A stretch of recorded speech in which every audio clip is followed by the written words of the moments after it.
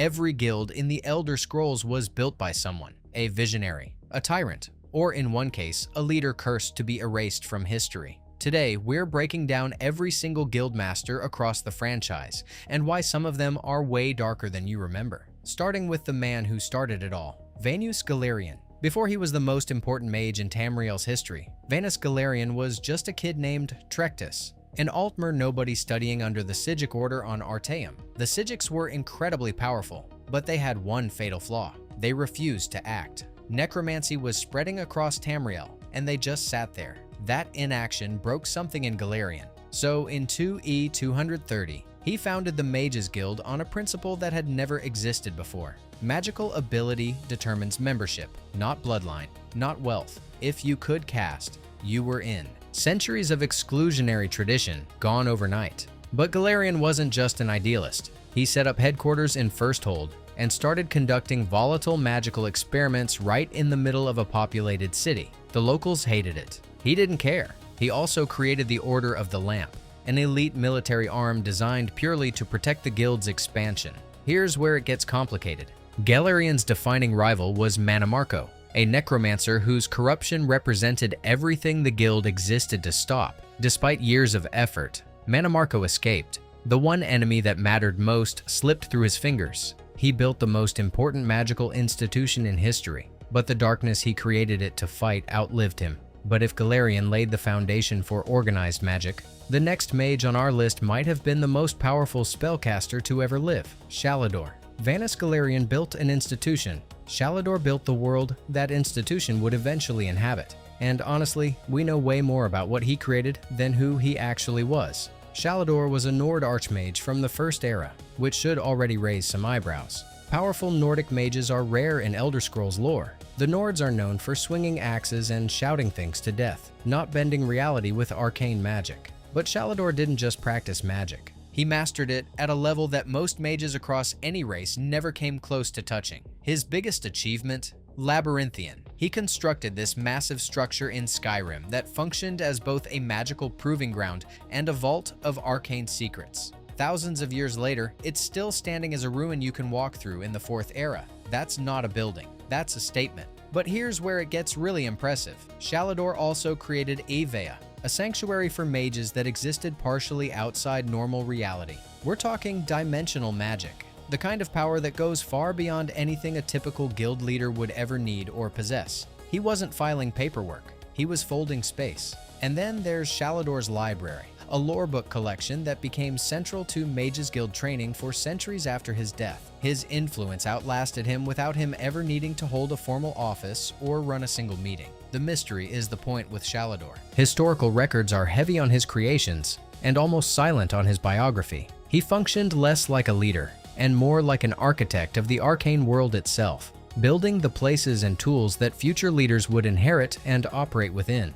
But if Shalador set the bar impossibly high for what a mage leader could be, the next guy on our list somehow managed to set it embarrassingly low, Trebonius Artorius. So after Shalador literally built dimensions with magic, and Galerion revolutionized how the entire continent learned spells, the Mages Guild decided to hand the keys to a guy that nobody respected, not even a little bit. Trebonius Artorius was an imperial mage who held the title of Archmage of the Mages Guild in Morrowind during the Third Era. And look, holding that title should mean something. This is the same institution Galerion built from nothing, the same guild that shaped magical education across all of Tamriel. You'd expect the person sitting in that chair to be, at minimum, competent. Trebonius was not that. His entire leadership style could be summed up as ignore it and hope it goes away. Problems would come to his desk, and he'd wave them off, dismiss them, minimize them. Not exactly the decisive authority you want running one of the most powerful organizations on the continent.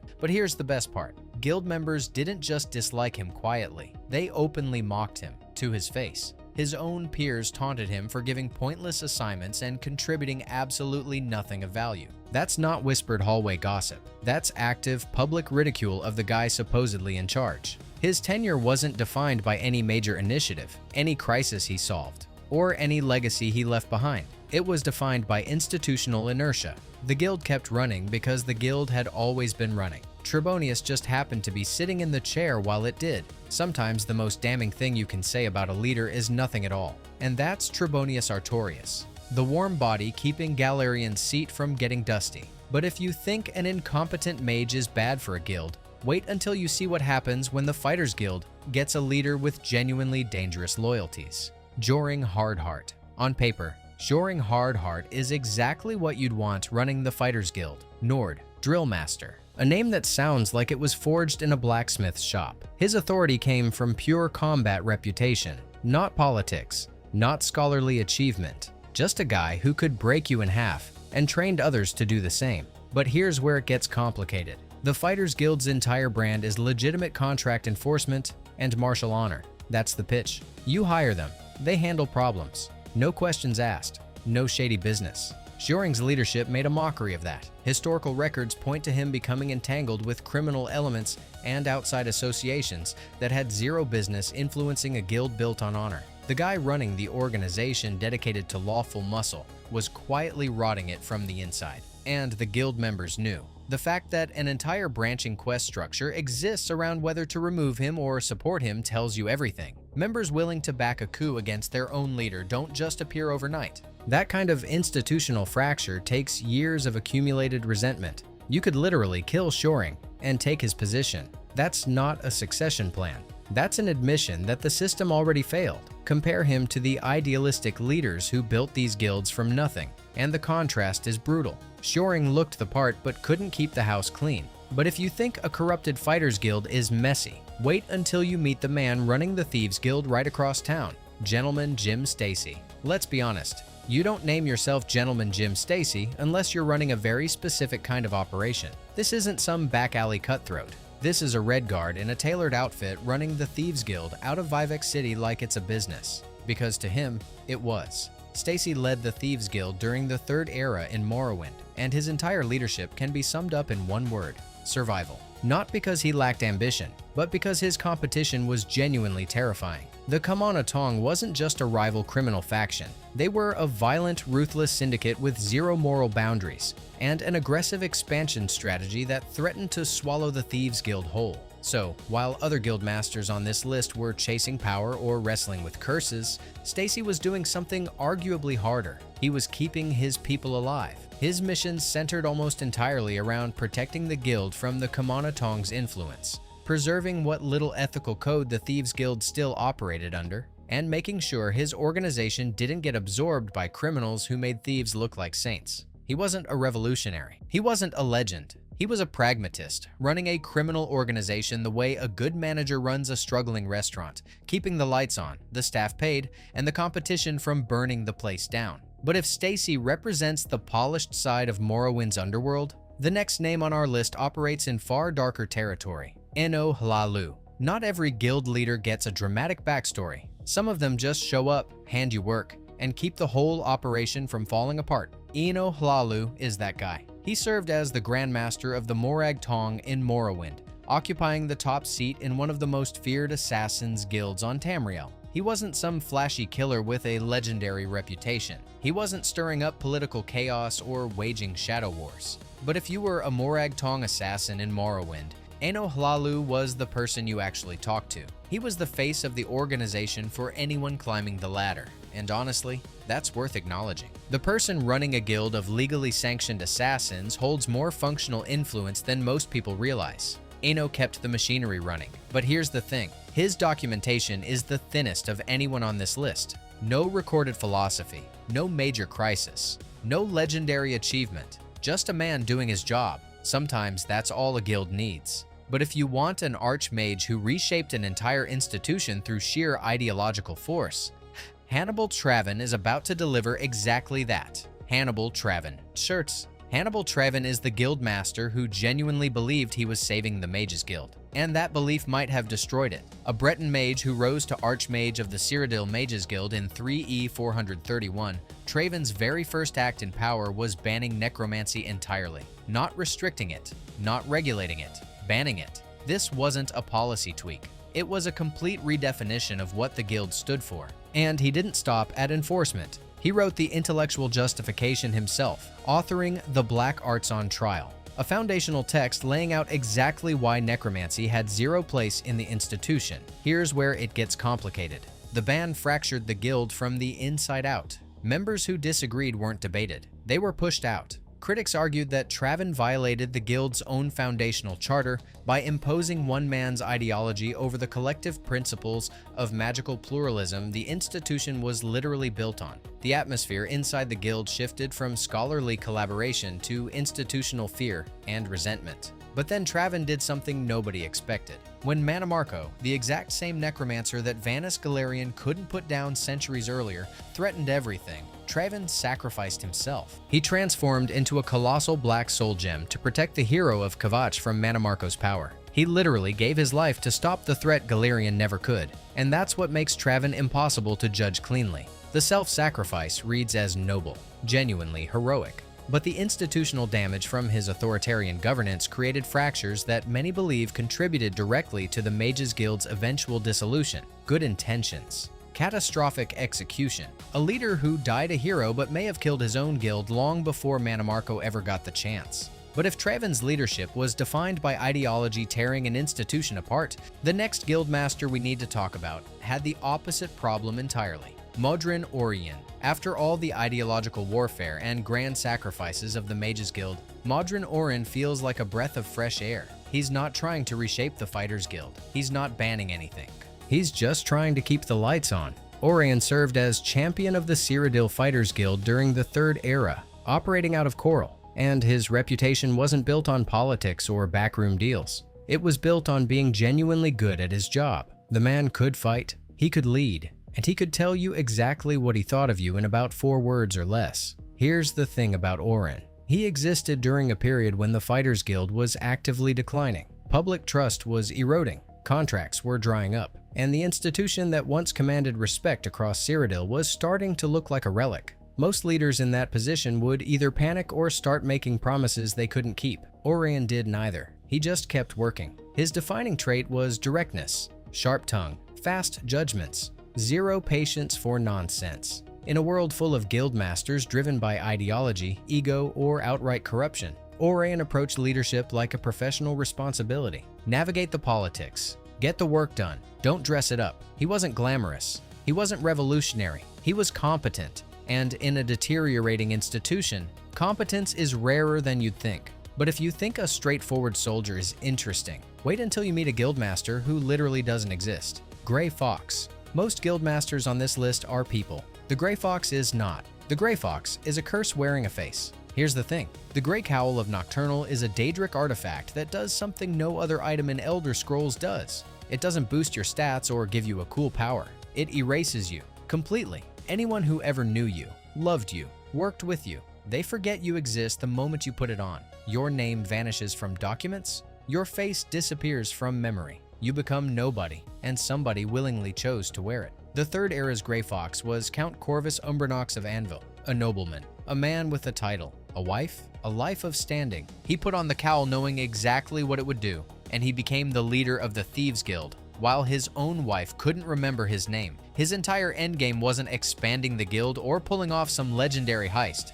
It was freeing himself from the curse he'd inherited. But the curse didn't start with him. The cowl's origin traces back to 2 ancient thieves who stole it directly from Nocturnal herself. One of them sacrificed the other as a distraction while the elder escaped with the mask. Nocturnal's revenge wasn't death, it was worse. She cursed the cowl so that every person who wore it would be erased from the world's memory entirely. The first recorded wearer, Amor Dareloth, didn't just fade from public life, he vanished from history itself, not metaphorically. The curse actively erased documentation of his existence, which means every Grey Fox after him is essentially anonymous. Zero biography, zero personal legacy, just the role. Think about that for a second. The most powerful thief in all of Tamriel is also the least known person alive, unable to be recognized by friends or family. That's either the most selfless form of leadership imaginable or the ultimate ego death. Either way, it's unlike anything else on this list. But if you think a cursed mask is a strange burden for a guildmaster,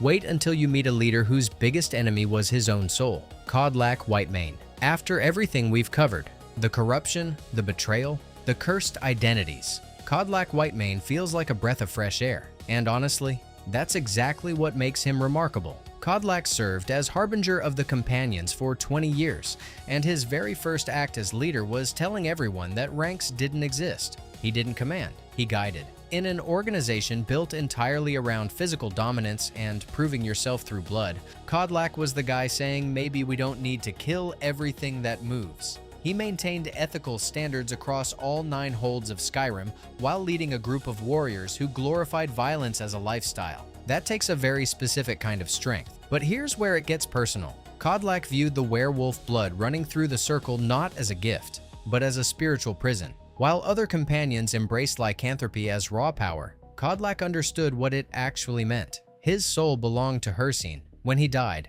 there would be no Sovngarde waiting for him, just an eternal hunt in a Daedric prince's playground. That terrified him, and he spent years quietly searching for a cure. He also had something that went beyond conventional wisdom. Before the Dragonborn ever set foot in Jorrvaskr, Kodlak described them in a prophetic dream, called them his savior. That's not strategy. That's intuition operating on a level most leaders in this series never reach. And then the Silver Hand killed him, before he could share his cure with the Circle, before he could see his own redemption through. The one guild leader on this list who genuinely deserved a peaceful ending had it ripped away mid-sentence. But the Dragonborn finished what he started, cleansing his wolf spirit and sending his soul to Sovngarde. Exactly as he'd hoped, Kodlak Whitemane is one of the only guild leaders in Elder Scrolls history whose story ends with what he actually wanted.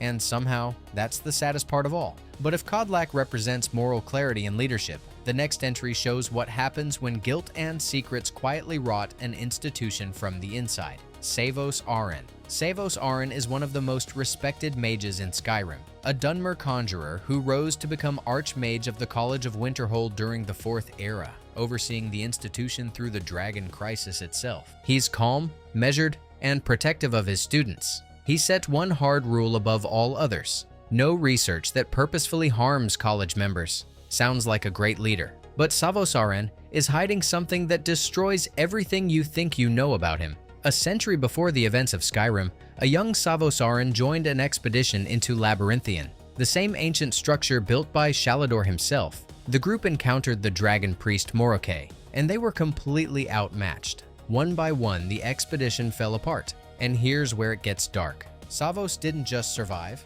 he magically enslaved his fellow students, binding them in place to maintain perpetual barrier wards around Morokei. Not temporarily, permanently. Those students remained trapped, suffering, holding that barrier for 100 years while Savos walked away and built an entire career on top of their sacrifice. Let that sit for a second. This is a man who spent decades telling his college that harming fellow members was the one unforgivable line, while knowing full well he'd crossed it worse than anyone. Every speech about protection, every policy about student safety, all of it built on a foundation of buried guilt. The moral contradiction runs under every single scene he's in. His leadership philosophy was watchful patience. He trusted that problems would sort themselves out given enough time. And honestly, that's a defensible approach. Until Ancano started weaponizing the Eye of Magnus. Savos died trying to contain it, proving that even thoughtful, careful leadership has zero institutional response to certain categories of catastrophic threat. The Dragonborn succeeded him almost immediately, and the college barely blinked. Because institutions outlast the people who lead them,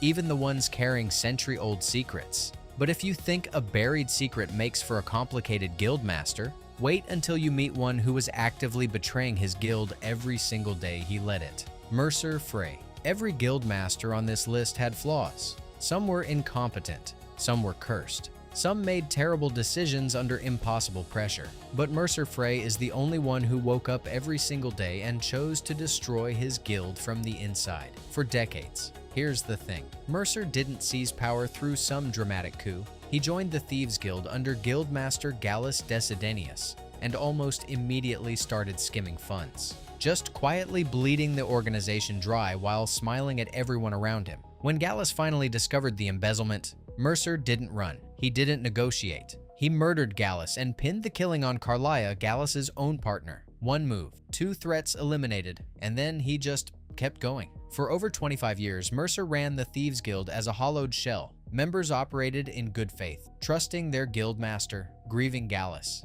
hating Carlia for a betrayal she never committed. Meanwhile, Mercer systematically drained every resource the guild had. Anyone who got too close to the truth disappeared. He maintained the entire deception through calculated manipulation of his people's loyalty and grief. That's not just theft. That's psychological warfare against your own family. But here's where it gets truly unforgivable. Mercer stole the Skeleton Key, Nocturnal's own Daedric artifact, and the literal foundation of the guild's divine connection. This wasn't desperation. It was a deliberate, long-term scheme that gave him reality-bending abilities while severing the guild from its patron deity. By the time anyone figured it out, the Thieves Guild was operating out of a sewer in Riften, membership gutted, reputation gone, centuries of institutional legacy reduced to a handful of desperate criminals wondering why nothing worked anymore. And his philosophy? Genuinely chilling. In his final confrontation, Mercer made his argument plain. He saw zero distinction between himself and any other thief. Everyone lies.